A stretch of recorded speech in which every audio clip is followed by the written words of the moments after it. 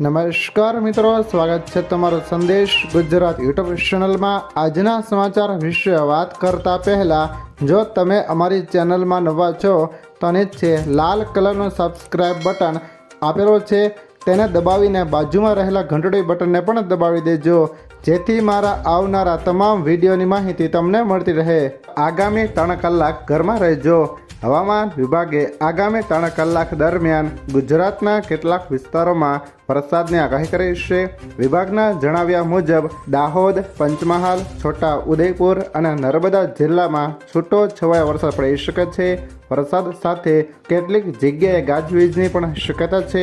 આ દરમિયાન પવનની ગતિ 40 કિમી પ્રતિ કલાક સુધી પહોંચવાની સંભાવના વ્યક્ત કરવામાં આવી છે। હવામાન વિભાગે જરૂરી ન હોય તો બહાર નીકળવાનું ટાળવા સલાહ આપવામાં આવી છે।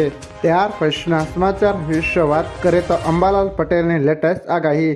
અંબાલાલ પટેલે ગુજરાતમાં આગામી દિવસોમાં મેઘમહેરની આગાહી કરી છે।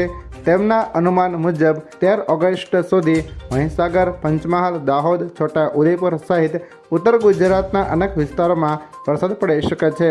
અમદાવાદ, ગાંધીનગર તેમજ સૌરાષ્ટ્રના કેટલાક ભાગોમાં પણ વરસાદી ઝાપટાની શક્યતા છે।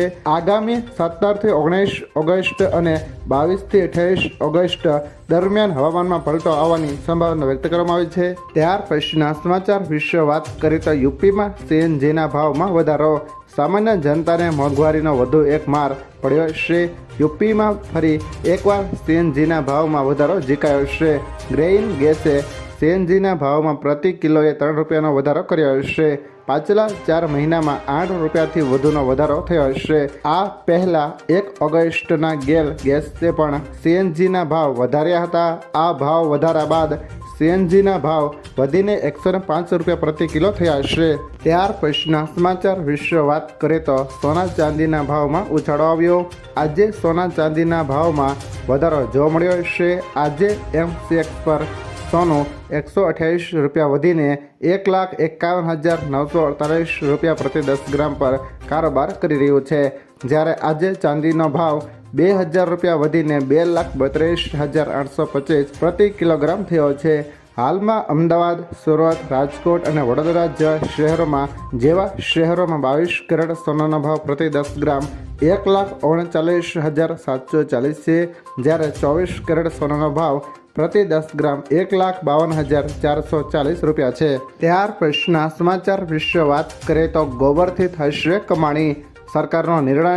કેન્દ્ર સરકારે 23,731 કરોડના બજેટ સાથે કમ્પ્રેસર્ડ બાયોગેસ માટેની રાષ્ટ્રીય ગોબરધન યોજનાને મંજૂરી આપી છે। 2018માં શરૂ થયેલી આ યોજનાને હવે 2026-27થી 2035-36 સુધી વિસ્તૃત કરવામાં આવશે। યોજના હેઠળ પશુ છાણ, કૃષિ અને જૈવિક કચરામાંથી બાયોગેસ, CBG અને જૈવિક ખાતરનું ઉત્પાદન વધારવામાં આવશે। સરકારનું લક્ષ્ય CBG ઉત્પાદન 10 ગણું વધારવાનો, ખેડૂતોની આવકમાં વધારો કરવાનો છે।